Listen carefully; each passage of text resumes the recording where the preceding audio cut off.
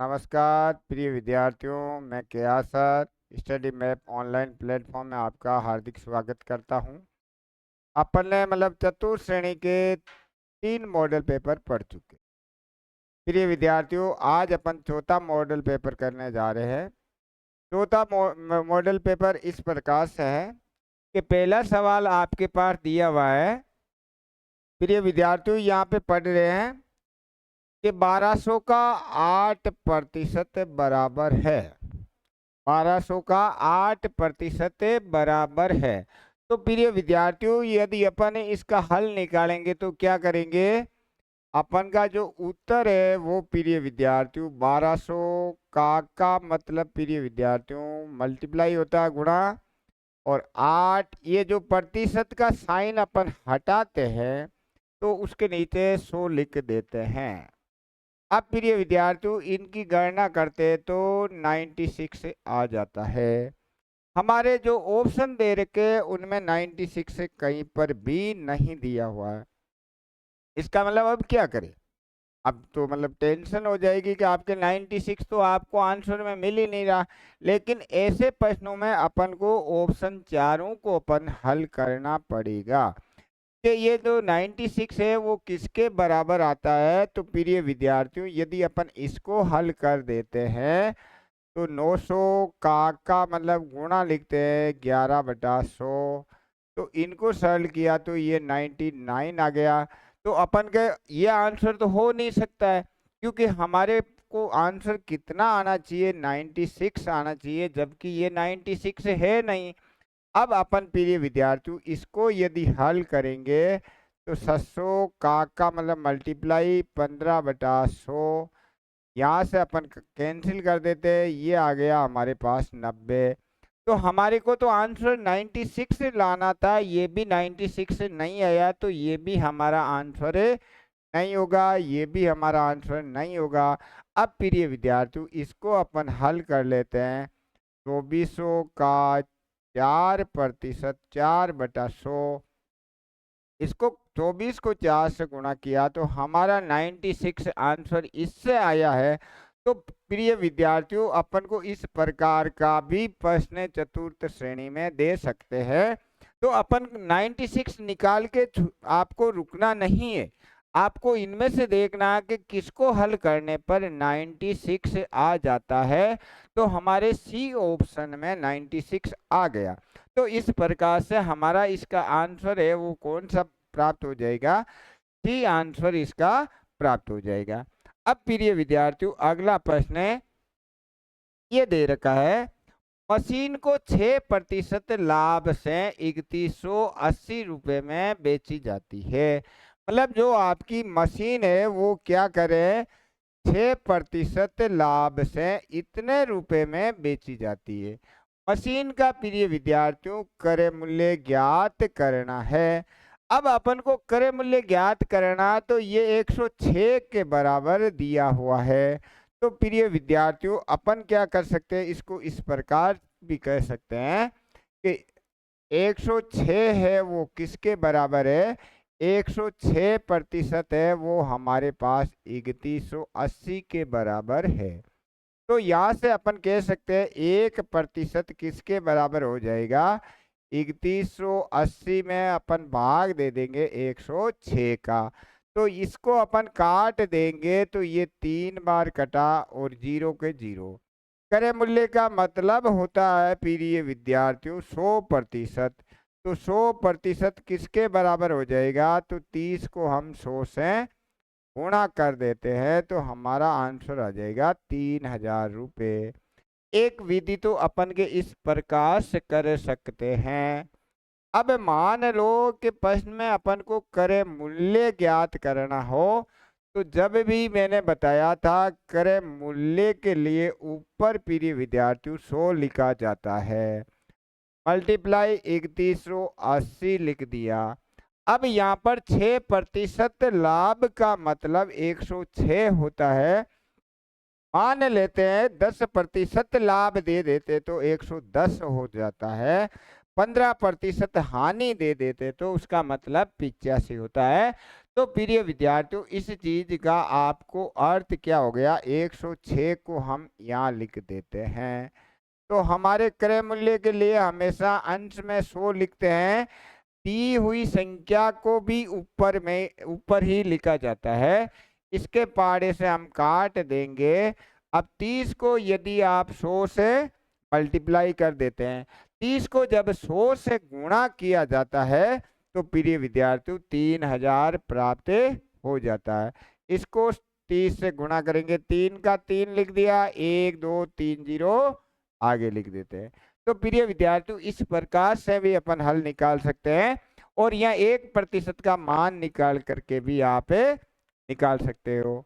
अब नेक्स्ट सवाल के लिए प्रिय विद्यार्थियों यह दिया हुआ है, 5 अध्यापकों का औसत वेतन 9000 रुपये है।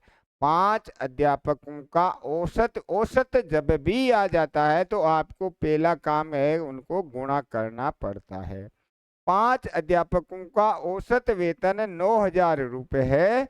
प्रधानाध्यापक जी सेवानिवृत्त हो जाते हैं तो उनका औसत वेतन 500 रुपये घट जाता है। तो प्रिय विद्यार्थियों प्रधानाध्यापक जाने के बाद उनका औसत क्या हो जाएगा, 8500 रुपये हो जाएगा। क्योंकि एक जना चला गया, 500 घटा है, तो 500 घटने पर कितना हो जाएगा प्रिय विद्यार्थियों, एक प्रधानाध्यापक सेवा 500 घटने का मतलब 9000 के स्थान पे 8500 हो जाएगा। तो अपन फर्स्ट लाइन में प्रिय विद्यार्थियों क्या लिख देंगे, अपन लिख देंगे 5 का कुल लिख देंगे। क्योंकि प्रारंभ में 5 थे तो 5 अध्यापक 9,000 रुपये कमाते हैं तो ये कमा लेंगे 45,000 रुपये। अब एक प्रधानाध्यापक सेवानिवृत्त हो गए तो प्रिय विद्यार्थियों के कितने अध्यापक बच जाएंगे, 5 जनों में से एक सेवानिवृत्त हो जाता है तो हमारे पास 4 बच जाते हैं। तो यह लिख देंगे 4 का कुल। अब यह प्रिय विद्यार्थियों समझने की बात है कि औसत वेतन है वो हमारा 500 घट गया है। इसका मतलब पहले जो वेतन था 9000 उससे 500 घट जाता है तो हमारे पास 8500 प्राप्त हो जाता है। अब इसको अपन मल्टीप्लाई कर देते हैं, 0 का 0 0, 4 को 5 से किया 20 की 0 हासिल के 2, 8 चौक 32, 2 34 प्राप्त हो गए। तो प्रिय विद्यार्थियों यहाँ पर 5 अध्यापक थे, नीचे 4 अध्यापक है। 5 में से हम 4 को घटा देते हैं तो 1 आता है, वो जिसका पूछा उसी का ही आ जाता है, प्रधानाध्यापक। अब प्रिय विद्यार्थियों इनको हम घटा देते हैं, 45,000 में से 34,000 को घटाते हैं तो हमारे पास 11,000 रुपये बच जाते हैं। तो यहाँ से हमने देख लिया 11,000 सी ऑप्शन में आपके मिल रहा है। तो हमारा आंसर कौन सा निकल करके आया, सी उत्तर निकल करके आ गया। ये प्रिय विद्यार्थियों अपन के चतुर्थ श्रेणी में औसत का प्रश्न है। कोई सी प्रश्नावली हो अपन आराम से, सिलेबस लगभग हो चुका है, अपन कर सकते हैं। अब प्रिय विद्यार्थियों नेक्स्ट सवाल दे रखा है, ये दिया हुआ है कि 56 तथा 70 का HCF मतलब महत्तम समापवर्तक निकालना है। जब प्रिय विद्यार्थियों अपन महत्तम समापवर्तक निकालते हैं तो हमें प्रत्येक के अलग अलग अभाज्य गुणनखंड करने पड़ते हैं। तो यहाँ पर प्रिय विद्यार्थियों 56 का यहाँ कर देते हैं, 56 का अपन करेंगे 2 का भाग जाता है 28 बार, फिर अपन 2 का जाता है 14 बार, फिर अपन के 2 का जाता है 7 बार, फिर यह 7 का जाता है। ऐसे ही अपन 70 का कर देते हैं अभाज्य गुणनखंड। सबसे पहले इसमें 2 का भाग जाता है, 2 का भाग दिया 35 बार जाएगा, फिर अपन के 3 का चेक करते हैं, 3 का इसमें भाग जाता नहीं तो 5 का चेक कर लिया 7 बार, फिर इसमें 7 का चला गया। अब प्रिय विद्यार्थियों HCF महत्तम समापवर्तक, HCF में क्या करते हैं, ऐसा देखना कि जो अभाज्य गुणनखंड इसमें भी है, इसमें भी है, वो HCA पे होता है। तो यहाँ पर प्रिय विद्यार्थियों इसके अंदर 2 है और इसके अंदर भी 2 है, तो हमारा एक तो आ गया 2।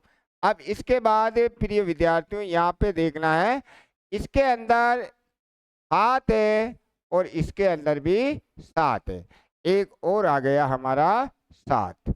तो प्रिय विद्यार्थियों जब 7 को 2 से गुणा कर देते हैं तो हमारा उत्तर कितना निकल के आ जाता है, 14 आंसर आ जाएंगे। तो इन दोनों का HCF हमारे पास कितना प्राप्त हुआ, HCF हमारे पास 14 प्राप्त हो गया है। HCF निकालने के लिए हमारे को प्रत्येक संख्या के क्या करना है, अभाज्य गुणनखंड अलग अलग करना है। जितने भी संख्याएं दे रखी है फिर अपन को उसमें से वो संख्या ही HCF होती है जो उनमें 2 या 3 या 4 यदि संख्या है तो चारों में होनी चाहिए। अब नेक्स्ट सवाल के लिए, ये प्रिय विद्यार्थियों ये दे रखा है 73 दिन, कितना दे रखे है, 73 दिन एक वर्ष का कौन सा भाग होता है, मतलब 73 दिन।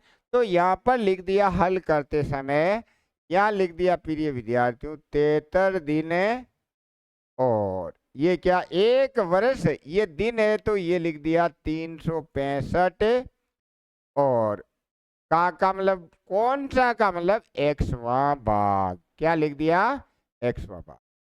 तो प्रिय विद्यार्थियों 73 से अपन काट देते हैं, 73 दिन एक वर्ष का कौन सा भाग होगा, तो इसको अपन यदि काट देते हैं 73 के पाड़े से, या भाग निकालने के लिए अपन कर देते हैं, गुणा वाली संख्या भाग में आती है 73 बटावा 365, और 73 के पाड़े से कटेंगे 1/5, 1/5 भाग आया है, उसको प्रिय विद्यार्थियों 5वां भाग बोला जाता है। 1/8 प्राप्त हो जाता है तो उसको 8वां भाग बोलते हैं। वह भाग का मतलब वो अपोन में आता है, तो इसका मतलब हमारे पास 5वां भाग आया है, कि हमारा आंसर आ गया है। अब प्रिय विद्यार्थियों 73 दिन था, एक वर्ष, यहाँ भी हमारे को दिन ही बनाने पड़े हैं। एक वर्ष में 365 दिन होते हैं। एक सवाल के लिए, कितनी राशि 8% साधारण ब्याज की दर से 3 वर्ष में 930 रुपए हो जाएगी। मतलब अपन से राशि पूछ रहा है 8% साधारण ब्याज की दर से 3 वर्ष में 930 रुपए हो जाएगी। तो प्रिय विद्यार्थियों यहाँ पर अपने राशि मान लेते हैं, माना राशि क्या मान लेते हैं, मतलब मूलधन है वो 100 रुपये था।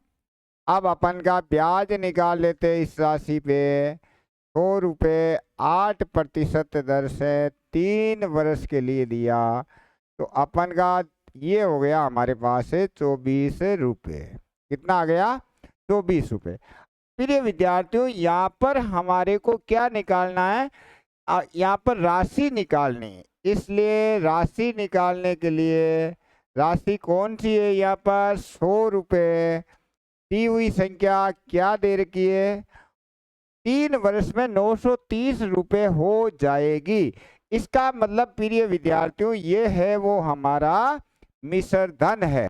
और मिश्र धन किस प्रकार से, 100 रुपये किसी व्यक्ति को हम देते हैं, वो व्यक्ति यदि 24 रुपये का ब्याज दे देता है तो हमारा मिश्र धन कितना प्राप्त हुआ प्रिय विद्यार्थियों, हमारा मिश्र धन 124 रुपये प्राप्त हो गया। क्योंकि इसको और इसको जोड़ देते हैं तो हमारा ये मिश्र धन है, तो यहाँ पर कितना आएगा, यहाँ पर मिश्र धन प्राप्त हो जाएगा।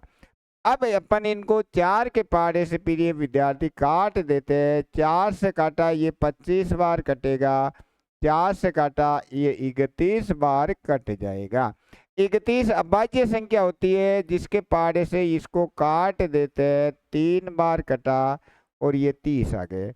25 को हम गुणा कर देते हैं 30 से, तो 25 को 30 से गुणा किया तो 25 3 75 और हमारे 750 रुपये उत्तर आ गया।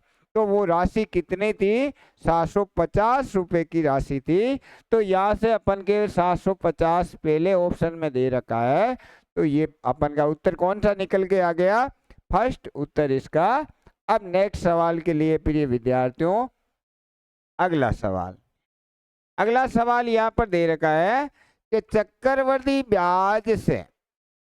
चक्रवृद्धि ब्याज की 20% दर से कोई राशि है, वो 3 वर्ष में 3,456 रुपये हो जाती है। वह राशि उतने ही समय में साधारण ब्याज से कितनी हो जाएगी? हमारे को चक्रवृद्धि ब्याज से मिश्र धन दिया हुआ है और पूछ रहा है कि साधारण ब्याज से मिश्र धन कितना है। पहले अपन को इसको समझ लेना है कि हमारे को चक्रवृद्धि ब्याज से मिश्र धन दिया हुआ है और वो पूछ रहा है साधारण ब्याज से मिश्र धन कितना होगा। तो प्रिय विद्यार्थियों, हम राशि मान लेते हैं। माना राशि तो अपन ने मान ली। राशि ये 100 रुपये की राशि थी। अब चक्रवृद्धि ब्याज 3 वर्ष का है, पहला साल, दूसरा साल और ये तीसरा था। पहले साल में 20% से 20 रुपये ब्याज मिला और दूसरे साल में कितना ब्याज मिलेगा? 20 से और बढ़ गया 120/100। तो दूसरे साल हमारे को 24 रुपये ब्याज मिल जाएगा। तीसरे वर्ष में फिर 24 से और बढ़ गया, कितना बढ़ा? 20% और बढ़ जाता है। 5 चौके 48 के 8, 5 दूना 24 और 4 28। 10 का भाग देना, 1 छोड़ के पॉइंट लगा दिया। अब प्रिय विद्यार्थियों की ये कह रहा है कि 3 वर्ष में वो राशि कितनी हो जाएगी, मतलब 3 वर्ष बाद मिश्र धन पूछ रहा है। क्या पूछ रहा है? 3 वर्ष बाद साधारण ब्याज से मिश्र धन पूछ रहा है। साधारण ब्याज से मिश्र धन यही पूछ रहा है, बिल्कुल यही पूछ रहा है। तो प्रिय विद्यार्थियों, यहाँ पर देखो, यहाँ अब यदि हम 100 रुपये देते हैं तो 3 साल का साधारण ब्याज हमारे को 60 रुपये मिले जाता है। 1 साल का 20, 2 साल का 4। तो 3 साल बाद वो साधारण ब्याज से कितना धन हो जाएगा? 160 रुपये हो जाएगा। ये 60 रुपये अधिक क्यों आया? 3 वर्ष का साधारण ब्याज आ गया। अब दिया हुआ हमारे पास 3456 रुपये, ये चक्रवृद्धि ब्याज से मिश्र धन दिया हुआ है। ये क्या दे रखा? चक्रवृद्धि ब्याज से मिश्र धन दिया हुआ है। तो यह चक्रवृद्धि ब्याज से हमारा धन कितना हो रहा है? 100 रुपये था, 1 साल 20 बढ़े, फिर 24 बढ़े, फिर 28 बढ़े। तो ये कितना हुआ?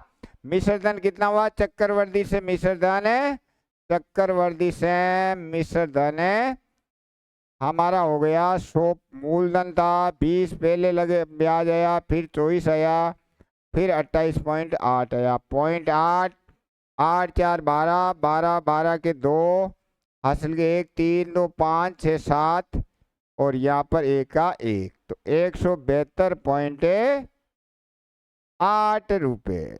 अब फिर ये विद्यार्थियों पॉइंट हटाया, 1 0 लगा देते हैं।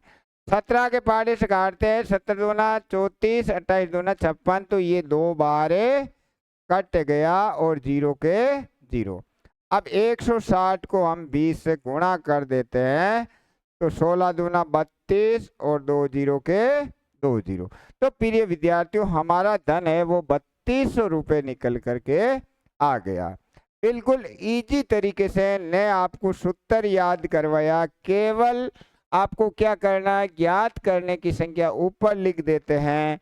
दी हुई संख्या 3 वर्ष का यहाँ पर मिश्र धन है, तो हमें भी 3 वर्ष का मिश्र धन ही लिखना है और काटने पर हमारा उत्तर आ गया 3200 रुपये। नेक्स्ट प्रश्न के लिए प्रिय विद्यार्थियों, अगला सवाल। ये अगला सवाल ये प्रिय विद्यार्थियों कि ABC किसी काम को कर्म से 10 दिन में करता है, 20 दिन में करता है और 40 दिन में कर सकता है। तीनों मिलकर अपन को 70% कार्य ही करवाना है। तो प्रिय विद्यार्थियों, हम समय निकाल लेते हैं। समय का सूत्र लिखा था अपन ने। समय के लिए क्या किया था, तीनों का गुणा किया था, 10 गुणा 20 गुणा 40। फिर उसके बाद क्या किया, इसको छुपा के 800 किया था। फिर बीच वाले को बंद किया 400, दोनों का गुणा, ये आ गया 200। तो ये 1400 आए थे। ये तो अपन का पूरा समय है। क्या है, पूरा काम में समय। अपन को कितना कार्य कराना है, 70% कराना है। तो ये 70/100 लगा देते हैं। अब प्रिय विद्यार्थियों, 0 से 0 काट देते हैं। 0 से 0 काट दिया, इस 0 से ये, इस 0 से ये। अब 14 है, 7 के पारे से काटा 2 बार, 2 से 2, तो हमारे पास उत्तर कितना निकला, 4 दिन में वो कार्य पूरा हो जाएगा। मान लो अपन सेकंड विधि से करना चाहते हैं, तो ए तो काम करता प्लस बी से करवाना प्लस सी से, काम समय उल्टा होता है, 1/10, ये 1/20, ये 1/40। 40 अपन एलसीएम ले लेते हैं। 10 का भाग दिया 4 बार, 10 का भाग देंगे तो कितनी बार गया, 4 बार। 20 का दिया तो 2 बार, और 40 का दिया 1 बार। तो ये आया अपन के 7/40। इनको कितना भाग करवाना है, केवल 70% करवाना है। तो प्रिय विद्यार्थियों, ये 70/100 कर देते हैं। 70% करवाना है। पहले इनका दिन निकाल लेते हैं। पहले क्या करेंगे, दिन निकाल लेंगे।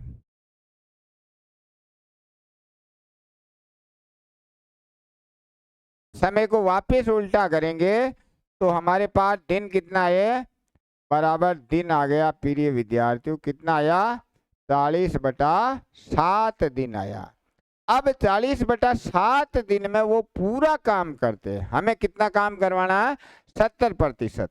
तो 70% काम में समय, काम में समय। तो ये 40/7 को गुणा कर देंगे 70% से। तो प्रिय विद्यार्थियों, 0 से 0, 0 से 0, 7 से कट गए।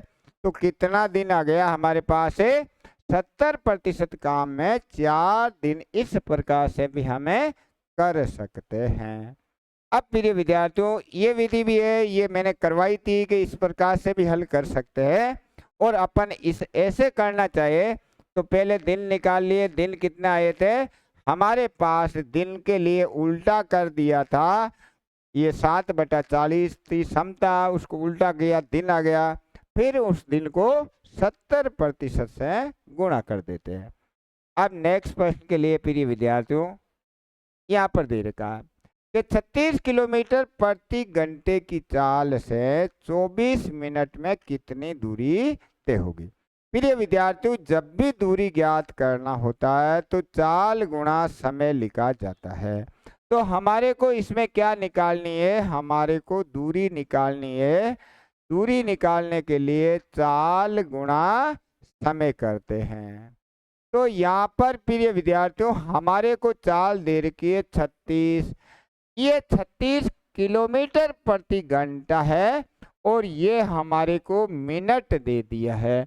तो हम लिख सकते हैं प्रिय विद्यार्थियों, 24 मिनट बराबर 24/60 घंटे होते हैं। 24 मिनट में घंटे कितने होते हैं, 24/60 घंटे होते हैं।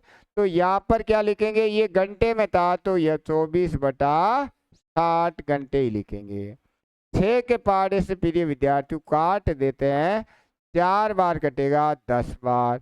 36 को 4 से गुणा किया, 144/10। एक छोड़ के पॉइंट लगा देते हैं, कितना आ जाएगा हमारा, 14.4 किलोमीटर दूरी आ जाएगी। तो यहाँ से 14.4 हमारे डी में प्रिय विद्यार्थी दे रखा।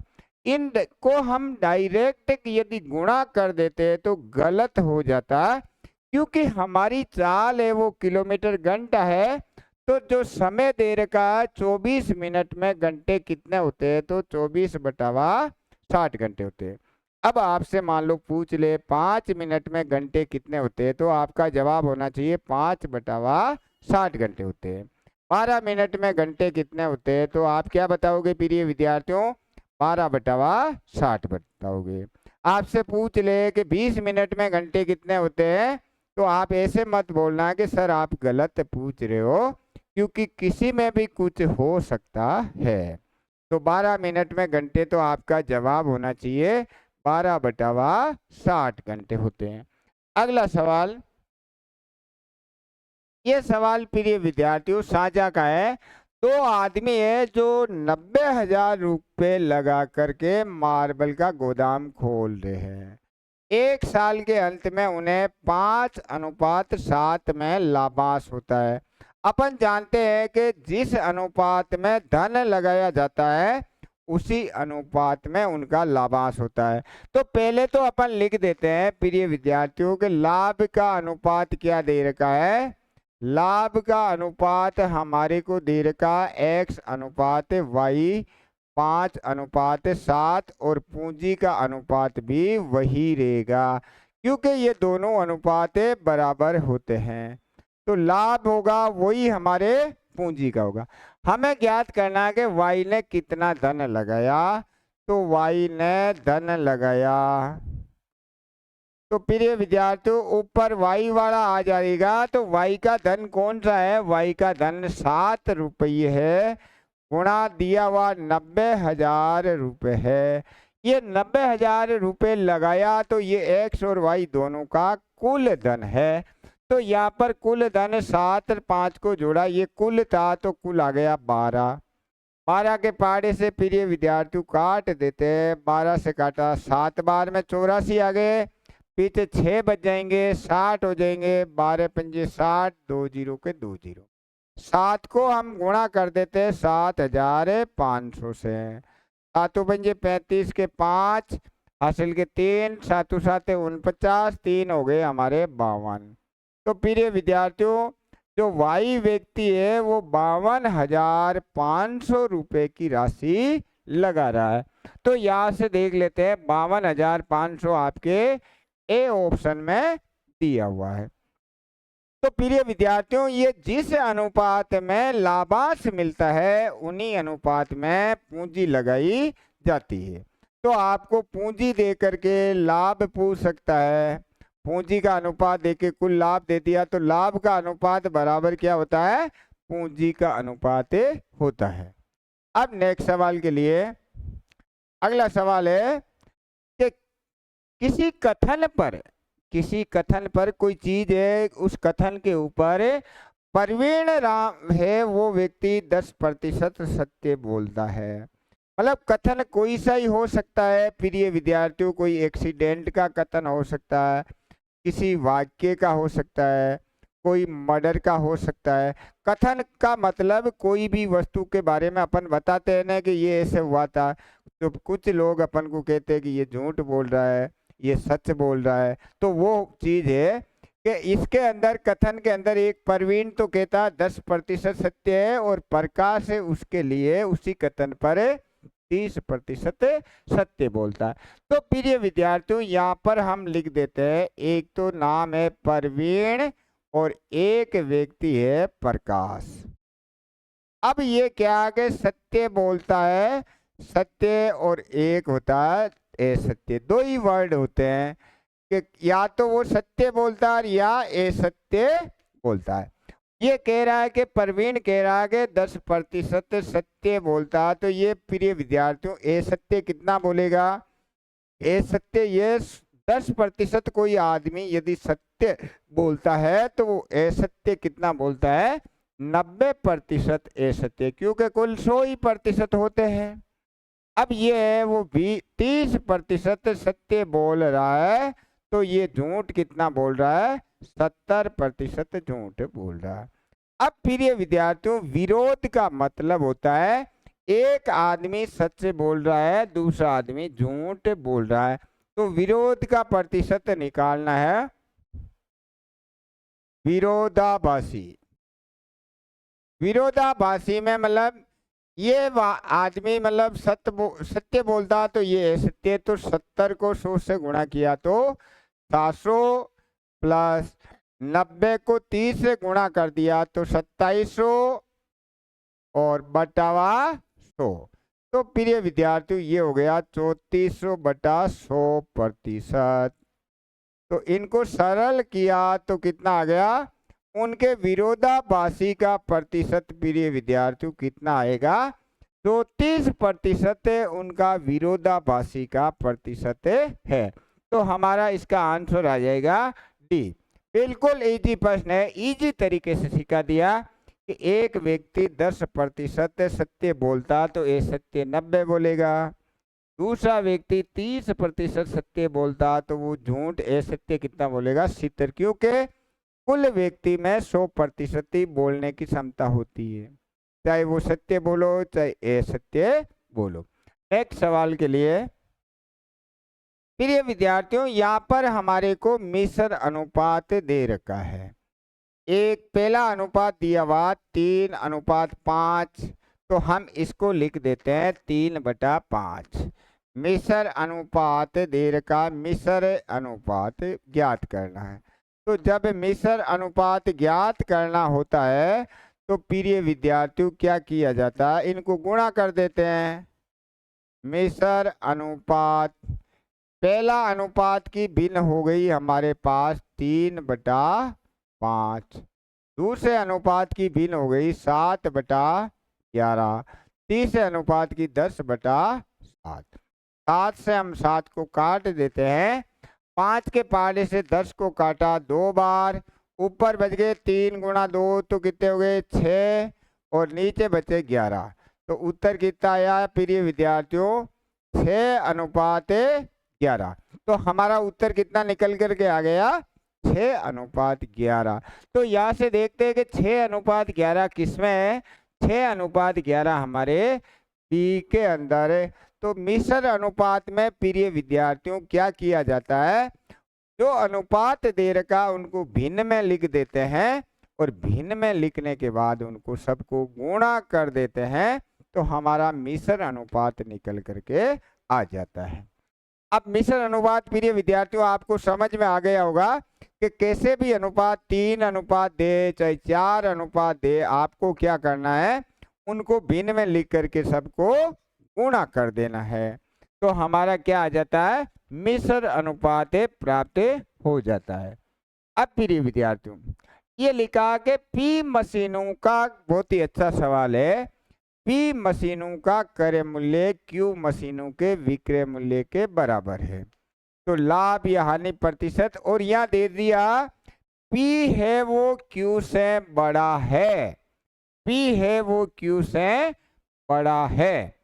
प्रिय विद्यार्थियों पी है वो क्यू से बड़ा है, तो इसको ऐसे भी अपन समझ सकते हैं, पी बड़ा है तो 5 का क्रय मूल्य बराबर 4 का विक्रय मूल्य, ऐसा हो सकता है कि नहीं भाई। पी बड़ा है और क्यू छोटा है, भाई अपन 5 वस्तु खरीद लेते हैं, 5 वस्तु खरीद लेते हैं, 4 वस्तु बेचते ही हमारे प्रॉफिट हो जाता है एक का। जैसे मान लो, समझो प्रिय विद्यार्थियों 5 पेन आप खरीद करके लाए, कितने 100 में लाए होंगे, 200 में लाए होंगे, 5 पेन खरीद के लाए, कितने रुपए में लाए होंगे। अब आप कितने पेन बेचे, 4 पेन बेचे, तो आपको वो जितने में आपने खरीदे थे धन मिल गया कि नहीं। तो हमारे को 4 पर ही प्रॉफिट मिल गया, एक पेन आपको मिल जाएगा। भाई आपने 5, सपोज करो कि माना कि 5 खरीदे, 4 बेचते ही आपको एक पेन का फायदा मिल गया। तो फायदा किस पर मिला, फायदा हमें 4 पर मिला। तो अपन के पी यदि बड़ा है तो ये पहला काम तो हो गया कि आपको लाभ होना है। खरीदने वाली वस्तु ज्यादा होती है तो हमारे को हमेशा लाभ मिलता है। तो प्रिय विद्यार्थियों हानि तो इसमें आएगा नहीं। अब हानि नहीं आएगा तो हम क्या लिखेंगे कि इसके अंदर प्रिय विद्यार्थियों लिख दिया P का क्रय मूल्य बराबर Q का विक्रय मूल्य। अब हमारे को क्रय मूल्य अनुपात विक्रय मूल्य। अब प्रिय विद्यार्थियों, इसको छुपाया तो यह Q आ जाएगा और इसको छुपाया तो यहाँ पर P आ जाएगा। अब Q पर लाभांश कितना मिला, लाभ कैसे निकालते हैं? लाभ निकालते हम अंतर कर लेते हैं तो लाभ निकल जाता है। लाभ प्रतिशत बराबर Q माइनस P, ये Q पर मिल रहा गुणा 100%। अब प्रिय विद्यार्थियों, या यदि आपके संख्या हो जाती, जैसे मान लोगे या 500 होते या 400 होते, या 500 होते या 700 होते, तो आप कर सकते कि नहीं भाई? 500 होते 700 होते, लेकिन क्या करते, 100 कहाँ से लाते? वो घटाते जब लाते। तो हमें यह घटाने के लिए Q माइनस P लिख दिया और फिर यहाँ नीचे क्या लिखते, क्रय मूल्य लिखते, तो क्रय मूल्य Q है कि नहीं?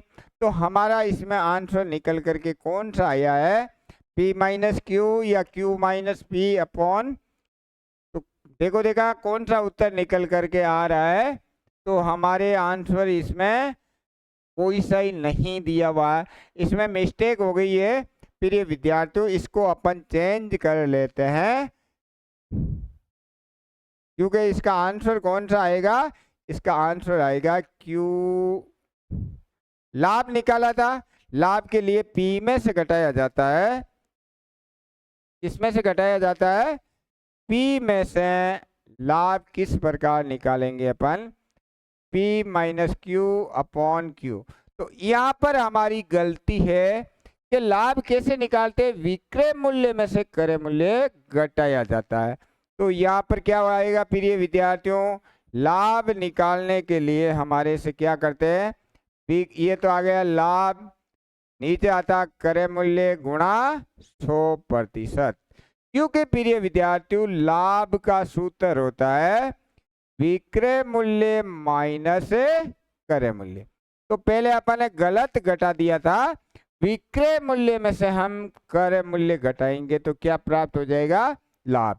और यहाँ पर दिया हुआ भी है P है वो हमेशा क्या है, Q से बड़ा है। तो इसका आंसर अब कौन सा आया प्रिय विद्यार्थियों, ए इसका आंसर आ गया। नेक्स्ट प्रश्न के लिए,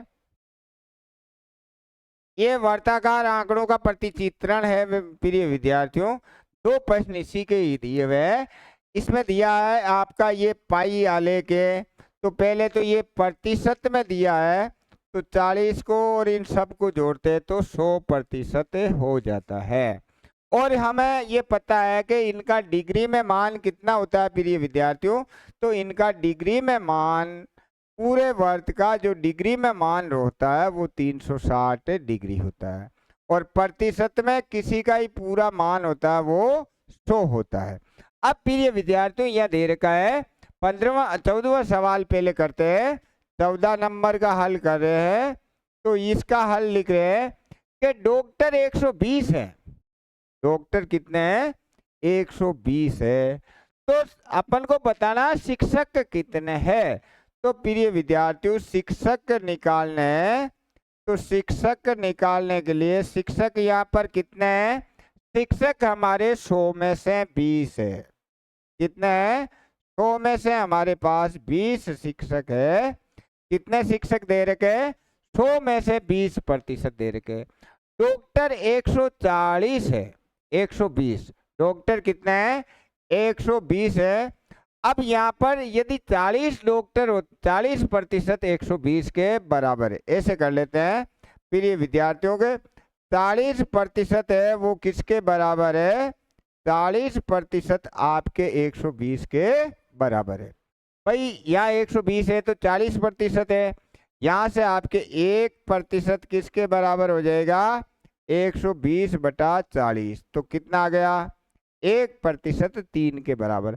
हमें शिक्षक निकालने, तो शिक्षक कितने हैं भैया, शिक्षक है हमारे 20%, तो यह आ जाएगा 20%। इसका मतलब इनको किससे गुणा कर दूं, 20 है, तो हमारा उत्तर कितना आ गया, 60 हमारा निकल करके उत्तर आ जाएगा।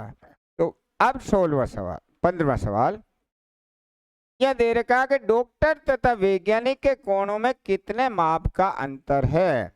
अब डॉक्टर और इनमें मतलब डॉक्टर और वैज्ञानिक इनमें कितना अंतर है। तो प्रिय विद्यार्थियों डॉक्टर और वैज्ञानिक में अंतर, डॉक्टर और वैज्ञानिक में अंतर, वैज्ञानिक में अंतर। प्रिय विद्यार्थियों 100 पर अंतर प्राप्त हो रहा है 16 का, 100 पर। ये तो 100 पर होता है तो हमारे 16 का अंतर आता है, लेकिन डिग्री में कितना होता है 360 पर अंतर निकालना पड़ेगा। कितने पर निकालना पड़ेगा। तो प्रिय विद्यार्थियों 0 से 0 काट देते हैं, 16 को 36 से गुणा करते हैं, 16 को 6 से किया 96 के 6 हासिल के 9, 16 3 48, 9 57 और बटावा में कितने 10। तो यहाँ से आ गया 57.6 डिग्री। प्रिय विद्यार्थियों के यहाँ पर कितना अंतर आया हमारे 57.6 डिग्री उत्तर निकल करके आ गया। प्रिय विद्यार्थियों आपके मतलब चतुर्थ श्रेणी के जितने भी बंदे हैं उनके लिए चौथा मॉडल पेपर करवाया मैंने, और पहले मैंने बोर्ड पे स्वयं ने लिखे हैं क्योंकि आज के ज़माने में पेपर कैसा आता है। मैं आपके लिए इतनी मेहनत कर रहा हूँ जी जान से कि 2025 में आपका रिजल्ट आ जाएगा चतुर्थ श्रेणी का, तो आपका चेहरा खिलखिलाट होना चाहिए क्योंकि गणित में आपके 15 के 15 ही सवाल सही होने वाले हैं और 25 में से 25 नंबर एक तरफ से आपको काफ़ी सारा मिल जाएगा। तो आपका भी एक छोटा सा मेरा काम है कि प्रिय विद्यार्थियों के अधिक से अधिक इस मेरे चैनल को शेयर करना है, दोस्तों में उनको बताना है कि इनको सब्सक्राइब करें। मैं भी उम्मीद करता हूं कि आप अधिक से अधिक मेरे चैनल को शेयर करोगे। जय भारत, जय हिंद।